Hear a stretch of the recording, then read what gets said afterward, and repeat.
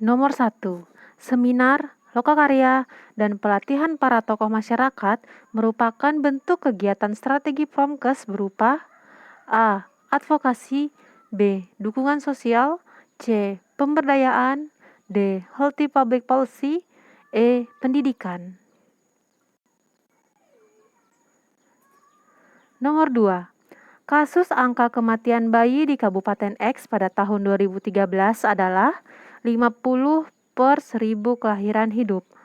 Menurut beberapa hasil survei dan riset yang dilakukan, ternyata masih banyak ibu bersalin yang ditolong oleh non-tenaga kesehatan atau dukun. Perilaku ibu dalam memilih pertolongan persalinan pada dukun ternyata dipengaruhi anggapan bahwa tenaga kesehatan atau bidan masih sangat muda dan belum berpengalaman. Apa strategi yang harus dilakukan agar ibu memilih pertolongan persalinan ke tenaga kesehatan? A. Penyuluhan, B. Menyediakan fasilitas kesehatan, C. Mengganti tenaga kesehatan yang lebih tua, D. Kemitraan nakes dan dukun, E. Memberikan sanksi ibu yang bersalin ke dukun. Nomor 3. Perokok tidak menyadari bahwa gerakan stop merokok adalah kampanye yang ditujukan kepadanya. Tahap ini dalam trans-theoretical model termasuk dalam tahap A. Termination, B. Pre-contemplation, C. Maintenance, D. Contemplation, E. Preparation. Nomor 4. Desa A dilakukan upaya strategi Promkes untuk meminimalisir kejadian demam berdarah dengan kegiatan Jumat bersih. Dalam pelaksanaannya, salah satu kegiatannya adalah melakukan social support atau dukungan sosial untuk mendukung kelancaran kegiatan pelaksanaan strategi Promkes yang dimaksud. Pada situasi di atas, siapakah sasaran social support yang tepat di desa tersebut? A. Pemerintah desa, B. Semua masyarakat desa, C. Aparat desa, D. Pemerintah kecamatan, E. Kelompok dasawisma. Nomor 5. Saras merupakan pejabat fungsional penyuluh kesehatan masyarakat. Ia telah menyadur buku yang berkaitan dengan bidang Promkes dan pemberdayaan masyarakat. Prestasi atau capaian ini berguna dalam penilaian angka kredit. Oleh karena itu, ia perlu mencatat kegiatan tersebut dalam A. Catatan harian 1, B. Catatan harian 2, C. Catatan harian 3, D. Catatan harian 4, E. Catatan harian 5. Berikut kunci jawabannya dari 5 soal yang sudah kita baca bersama. Untuk nomor 1, jawabannya adalah B. Dukungan sosial. Nomor 2, D. Kemitraan nakes dan dukun. Yang nomor 3 merupakan pre-contemplation, di mana tahap individu ini belum memiliki niat untuk melakukan suatu perilaku sehat dalam suatu periode waktu yang akan datang, biasanya itu dalam waktu 6 bulan ke depan. Nah, ini selengkapnya bisa dilihat atau disimak kembali di video materi 3 tentang teori perilaku kesehatan part 1. Untuk nomor 4, jawabannya adalah kelompok dasawisma. Untuk yang nomor 5, jawabannya adalah catatan harian 4. Nah, catatan harian 4 ini merupakan catatan yang berisi kegiatan dari unsur pengembangan profesi yang telah dilaksanakan oleh pejabat fungsional penyuluh kesehatan masyarakat. Nah, ini merupakan salah satu kegiatannya yaitu menerjemahkan atau menyadur buku-buku. Nomor 6. Puskesmas X bermaksud melakukan pelayanan kesehatan dengan sasaran ibu hamil dan bayi. Tujuannya agar mereka sebagai kelompok beresiko dapat diminimalisir resiko kejadian penyakitnya. Jenis pelayanan kesehatan yang dilakukan adalah A. Penyuluhan, B. Rehabilitatif, C. Kuratif, D. Preventif, E. Promotif. Nomor 7. Dalam upaya menurunkan angka kejadian gizi buruk di wilayah kerja Puskesmas A, maka Puskesmas A bermaksud melakukan kegiatan pemasaran sosial dalam bentuk penyuluhan tentang kadarsi yang sasarannya adalah ibu balita. Pada kegiatan tersebut, sangat banyak ibu balita yang datang ke tempat penyuluhan, meskipun ada yang jarak rumahnya jauh dari tempat penyuluhan. Komponen pemasaran sosial apa yang diberikan ibu dalam cerita di atas? A. Produk, B. Place, C. Price, D. Promotion, E. Customer. Nomor 8. Pasien wanita berusia 28 tahun datang ke dokter karena demam 3 hari terus-menerus. Kemudian dilakukan pemeriksaan laboratorium dan didapatkan hasil trombosit 80.000 per mikroliter.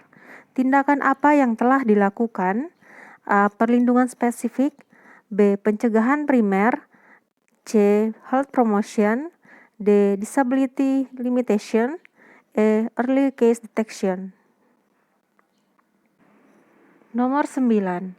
Dilakukan penelitian di suatu komunitas, laki-laki 250 orang, perempuan 350 orang dengan resiko STD. Didapatkan 85 orang menderita sifilis, GO, dan HIV. Dari jumlah tersebut, sebagian laki-laki menggunakan kondom saat berhubungan seksual. Upaya apakah yang dilakukan laki-laki tersebut? A. Health promotion, B. Self-healthing, C. Specific protection, D. Limitation disability, E. Rehabilitation. Nomor 10. Laki-laki 45 tahun datang dengan hasil lab glukosa 300 mg per desiliter datang ke dokter umum. Sebagai pelayanan primer, dokter harus menerangkan hasil lab tersebut.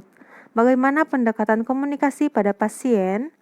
A. Menerangkan patofisiologi DM, B. Memantau kadar gula darah, C. Menerangkan komplikasi DM, D. Mengubah perilaku pasien, E. Membesarkan hati pasien. Berikut adalah kunci jawabannya yang untuk nomor 6 merupakan preventif. Nah, keywordnya itu tujuannya adalah agar mereka sebagai kelompok beresiko dapat diminimalisir resiko kejadian penyakitnya. Jadi termasuk dalam preventif. Untuk jawaban yang nomor 7 adalah price. Pada salah satu komponen pemasaran sosial itu ada price, di mana price merupakan sebuah nilai pengganti yang harus dibayarkan seseorang saat mendapatkan produk yang memiliki manfaat untuknya. Dan harga bukan hanya meliputi uang yang harus dibayarkan, tetapi juga hal-hal lain seperti waktu yang dikorbankan, gerakan fisik yang diperlukan, gaya hidup yang barangkali harus berubah. Untuk nomor 8, jawabannya adalah early case detection. Untuk yang nomor 9, jawabannya specific protection. Yang nomor 10, jawabannya adalah mengubah perilaku pasien. Nomor 11. Pada suatu daerah, masyarakatnya kurang bisa melaksanakan pola hidup sehat. Anda sebagai kepala puskesmas, apakah yang akan Anda lakukan? A. Menurunkan angka kematian dengan menurunkan KLB. B. Meningkatkan promosi kesehatan untuk menurunkan angka kejadian penyakit degeneratif. C. Meningkatkan pelayanan kesehatan. D. Meningkatkan kualitas kesehatan lingkungan. E. Meningkatkan anggaran kesehatan. Nomor 12. Dari sekelompok laki-laki beresiko yang telah rutin menggunakan kondom, puskesmas memeriksa status HIV/AIDS. Didapatkan, kelompok laki-laki yang menggunakan kondom, hasil tes HIV/AIDS-nya negatif. Apa yang telah dilakukan oleh puskesmas tersebut? A. Rehabilitation, B. Early diagnosis, C. Health promotion, D. Disability limitation, E. Specific protection. Nomor 13. Ketika seseorang percaya bahwa merokok berbahaya dan dapat menyebabkan kanker paru, maka kemungkinan ia akan tergerak untuk merubah perilakunya. Hal inilah yang dimanfaatkan oleh pemerintah dengan membuat kebijakan untuk mewajibkan perusahaan rokok menampilkan gambar-gambar mengerikan di bungkus rokok. Apakah persepsi yang diharapkan bisa terbentuk dalam pikiran masyarakat ketika melihat gambar tersebut menurut teori Held Belief Model? A. Perceived susceptibility. B. Perceived safety. C. Perceived benefit. D. Perceived barrier. E. Choose to action. Nomor 14, pada bulan Februari terjadi KLB malaria di Kecamatan B. Selama 2 bulan terakhir, Kepala Puskesmas Kecamatan B menyuruh petugas kesehatan untuk membagikan kelambu berinsektisida pada masyarakat di wilayah tersebut. Apakah level pencegahan yang dilakukan puskesmas tersebut? A. Rehabilitation. B. Early diagnosis and prompt treatment. C. Health promotion. D. Disability limitation. E. Specific protection. Nomor 15, BPJS Kesehatan melakukan sosialisasi mencegah kanker serviks dengan screening pap smear yang dibiayai oleh BPJS. Level pencegahan yang dilakukan BPJS adalah A. Health promotion. B. Specific protection. C. Disability limitation. D. Early diagnosis and prompt treatment. E. Rehabilitasi. Nah, berikut adalah kunci jawabannya untuk nomor 11. Jawabannya B. Meningkatkan promosi kesehatan untuk menurunkan angka penyakit degeneratif. 12. B. Early diagnosis. Nomor 13 juga B. Perceived severity. Nah, ini bisa disimak kembali video materi 3 teori tentang perilaku kesehatan part 1. Nah, yang untuk nomor 14 jawabannya adalah E. Specific protection, karena terjadi KLB malaria, kemudian dilakukan pembagian kelambu berinsektisida. Nah, untuk nomor 15 jawabannya adalah early diagnosis and prompt treatment, karena melakukan screening pap smear. Nah, untuk nomor 16, data pengkajian di suatu desa menunjukkan 35% masyarakat terkena hipertensi, 25% berusia produktif, 15% penderita stroke ringan. Masyarakat di desa sudah biasa makan makanan yang tinggi natrium seperti ikan asin dan telur asin. Masyarakat belum pernah mendengar informasi ataupun penyuluhan tentang kesehatan. Apakah topik penyuluhan yang tepat pada kasus tersebut? A. Pola makan yang sehat di masyarakat. B. Penurunan berat badan pada penderita hipertensi. C. Pembatasan konsumsi alkohol pada hipertensi. D. Pengurangan konsumsi natrium pada penderita hipertensi. E. Cara mengatasi stres pada hipertensi. Next, nomor 17, Kepala Puskesmas Kecamatan Z gagal dalam melaksanakan suatu program kesehatan masyarakat setelah dilakukan evaluasi. Diketahui salah satu penyebabnya adalah karena berkurangnya dukungan dari Dinkes, camat, dan lurah setempat. Strategi apa yang harus diambil pada keadaan ini? A. Advokasi. B. Komunikasi. C. Kemitraan. D. Pemberdayaan masyarakat. E. Dukungan sosial. Nomor 18, pada suatu daerah terjadi diare. Sebagai kepala puskesmas yang akan melakukan promosi kesehatan, apa langkah pertama yang dilakukan? A. Analisis masalah kesehatan.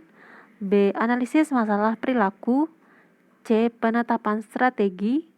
D. Penetapan sasaran. E. Penetapan tujuan. Nomor 19, di suatu posyandu di wilayah kerja puskesmas dilakukan pemberian imunisasi tetanus toksoid pada semua ibu hamil pengunjung posyandu. Kegiatan posyandu tersebut termasuk kegiatan A. Disability limitation. B. Perlindungan spesifik. C. Health promotion. D. Ilmu kedokteran komunitas. E. Prompt treatment. Nomor terakhir, nomor 20, seorang ibu dapat menilai atau menentukan seorang anak menderita malnutrisi atau tidak. Pada domain pengetahuan, keadaan tersebut termasuk dalam tingkat A. Tahu. B. Memahami, C. Analisis, D. Evaluasi, E. Sintesis.